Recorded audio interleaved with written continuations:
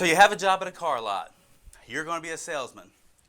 Salesmen live a four-stage life cycle. I've seen the four stages. In your circle, your pie, the very first slice is going to be when you're a green pea. When you're a green pea, I was once a green pea. I showed up on the car lot. I had energy. I was enthusiastic. I was happy. I had a job. When I met my customers, they felt my happiness. I always use the example, do you have a dog? When you get home, does your dog get really excited to see you? Mine does. I can go to the restroom, come out of the restroom at my house. My dog's excited to see me like I just got back from the war. Very happy to see me. Customers feel that. When you're a green pea, everything is new to you. The cars smell good. You go test drive the cars all by yourself. You're really happy to be on the car lot. Typically, when you're a green pea, if you're not just absolutely afraid of people, typically when you're a green pea, you actually sell a few cars. When you actually sell a few cars to people, you even get happier about it. Now, you don't only do everything right, you don't even understand the steps to the sale. And you know what I always say about the steps to the sale is that the problem with doing things wrong and shooting from the hip is sometimes it works. But as a salesperson, you start off, you're all happy, you meet people, they sense your happiness. You don't know how to tell, so you ask questions. And ask questions is something that's very vital to this right here. Any car lot in the world you go to, you go all the way across the United States, go anywhere you want to, you'll see a sales board. Typically there's X's on this sales board. Oftentimes green peas get hired and they beat people who've been doing this a year, 2 years, 3 years, 4 years, 5 years. And that's because those people that's been doing it 2, 3 years, 4 years, and 5 years have gone into stage 2, which we'll get to in just a second. But when you're in stage 1, you're all happy. Customers ask you questions. You say, I don't know. We'll find out. Because you don't know the answer, and you ask questions. You answer questions with a question. When they ask you questions, how much is this one right here? I'm not sure, but I'll find out for you. What made you ask about this one? And the customer tells you. So you're green pea, and you're green, and you're growing, and you're happy, and you're typically selling cars. But then you hit the second part of the sales circle, which everyone hits. It'll take you between 3 days and 3 months to typically get to this place.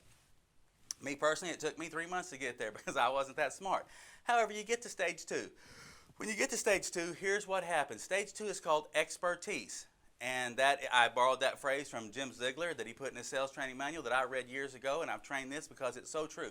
Expertise kills roughly 80% of the people who get in the car business. They're going to be car salesmen. They're going to revolutionize the business. Their customers are going to like them. They're going to be 100% transparent. They're going to be 100% honest.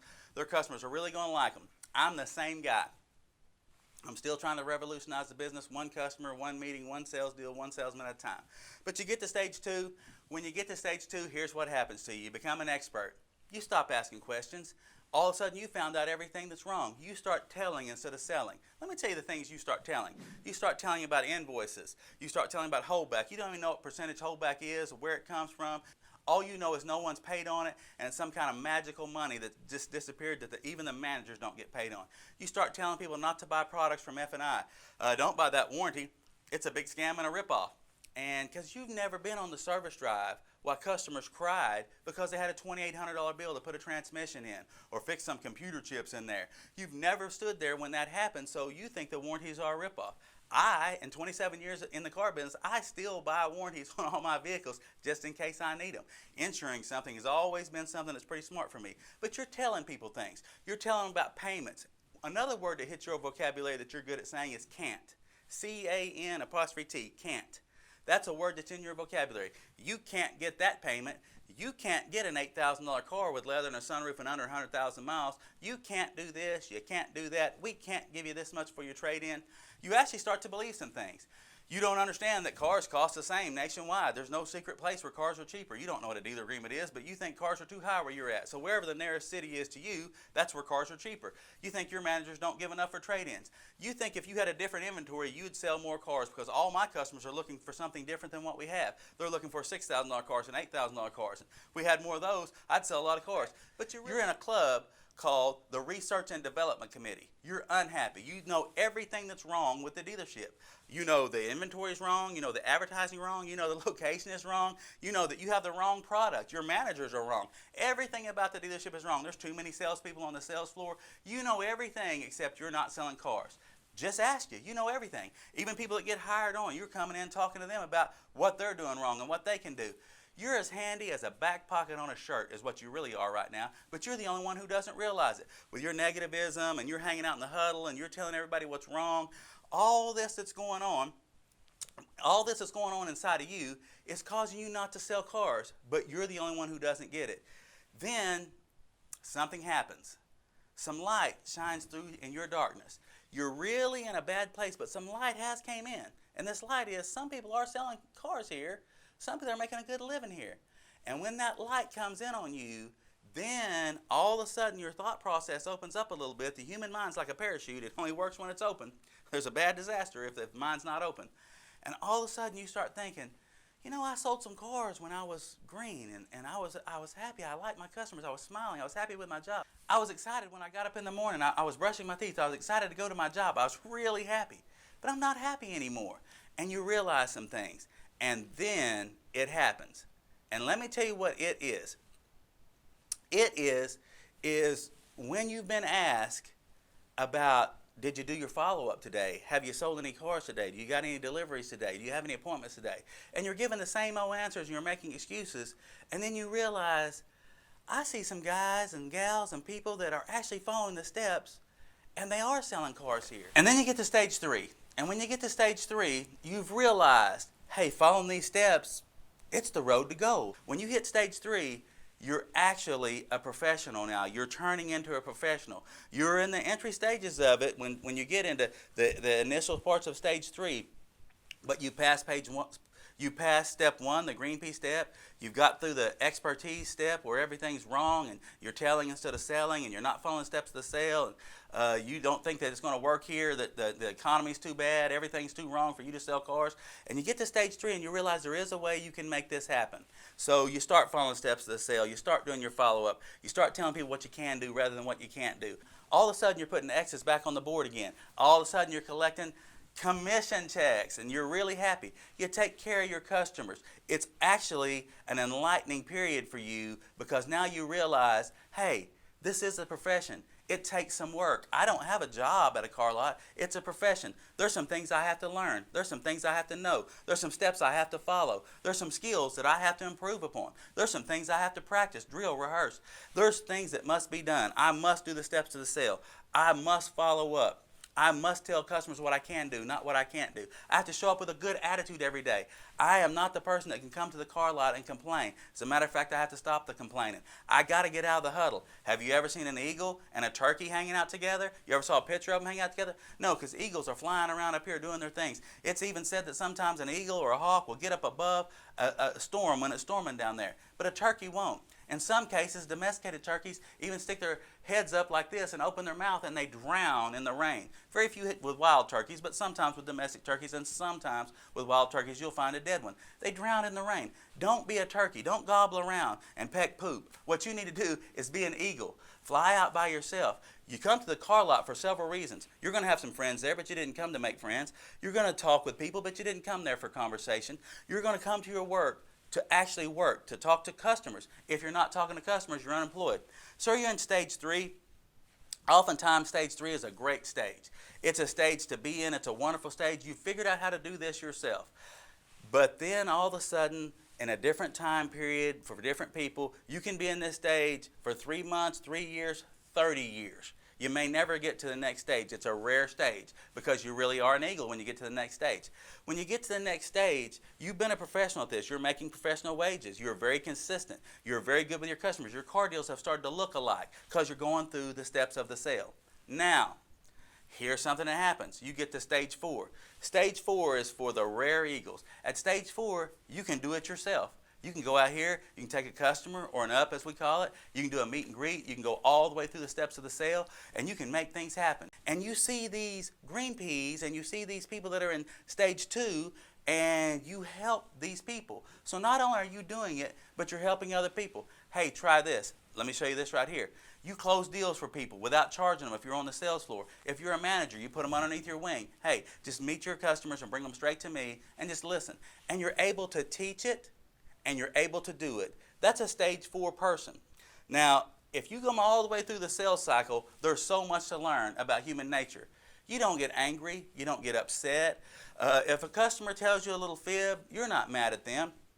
As a matter of fact, typically, it's a proven fact that most people, a high percentage of people, will tell a little fib when it comes to money. Let me just tell you, that's a defense mechanism, and it's designed to protect their assets. Doesn't make them bad people. As you do this, you have figured that out. Actually, what you need to do is make sure that you're beyond reproach. If you say you're going to do something, you do it. I've spent $40,000 or $50,000 just as an estimate in people who came back and said, you promised me a spare tire, you promised me some extra keys, you promised me take this dent out, there's a knob missing, there's this, there's that. Whether I did or whether I didn't, in which I always know because I do this several times a day, every day, and I know I didn't typically, I buy it myself if the dealership won't. Because at that stage 4, you're changing the perception of car people. You're not smoking in a huddle. You're not pitching quarters. You're not making fun of green peas. You're not walking up to them telling them, I've seen your type come and I've seen your type go. You're not going to make it. This time of year, we never sell cars. It's the summer. It's too hot. We don't sell cars. It's the winter. It's too cold. We don't sell enough cars here. It's the spring. Too many storms. We don't ever sell cars in the spring. It's the fall. Everybody here likes football. We never sell cars in the fall.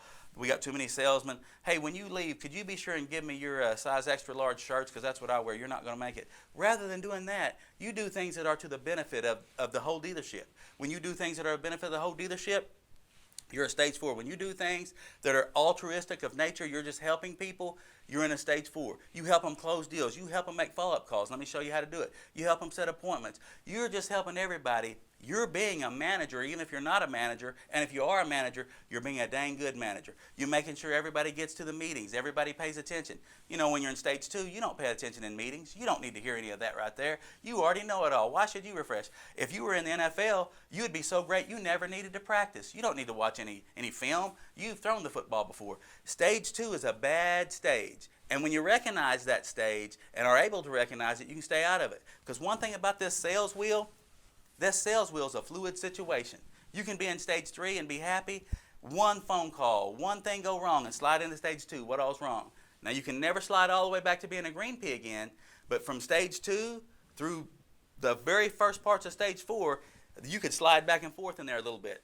I've lived my life since I've gotten the car business and got out of green pea in these 3 stages right here, and I try to stay in stage 3 and stage 4.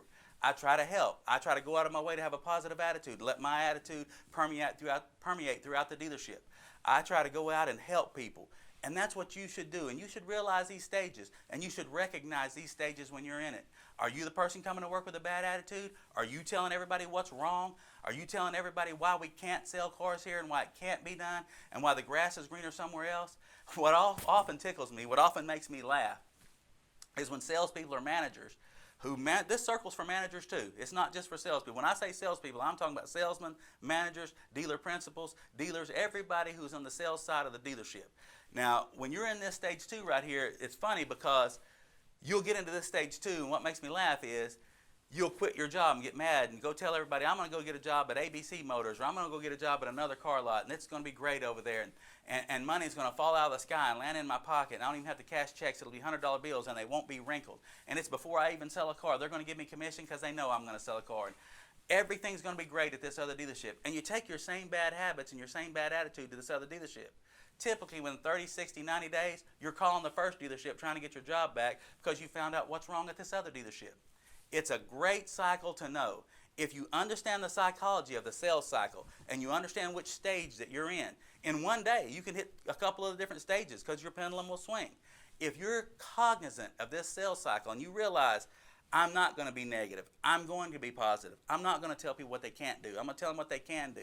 I'm not going to shoot off the hip and appraise trade-ins. I'm actually going to do the steps and walk around the trade-in with the customer. I'm actually going to do the things and the processes that my dealership has in place. And I'm going to help other people. My positive attitude is going to permeate to everyone. I'm going to help uplift this entire place and help everybody sell more cars. If you realize the sales cycle, and you're cognizant of the sales cycle, and you know how to keep yourself out of that stage 2 and keep yourself in stage 3 or stage 4, you'll be a winner. And you can do this for the rest of your life. You are a professional. You'll earn professional wages. And what's more, you'll leave a better imprint on the car business than the one that you found. We can get rid of these preconceived notions about car salesmen, about being it for yourself, or trying to turn the quick buck, or trying to rip somebody off, or just trying to be a bad person. You can get rid of all that right there, and you can make the car lot that you work on, you can make yourself a difference maker. And in order to make a difference maker, the first thing you have to change is yourself, and you have to become the change that you want to see. So if you want professionalism on your car lot, be a professional. If you want cars that are parked right where they're supposed to be, you're the one that starts doing that right there. If you want cleanliness, be clean. Whatever you want to see, become that. It's up to you. You decide which stage you're in. You decide what stage you want to be in. You get to decide what your attitude is. You get to decide what you're going to do. Your attitude determines your altitude. Don't get stuck in stage 2. Get in stage 3, and if you can make it to stage 4, get in stage 4. Good luck and good selling.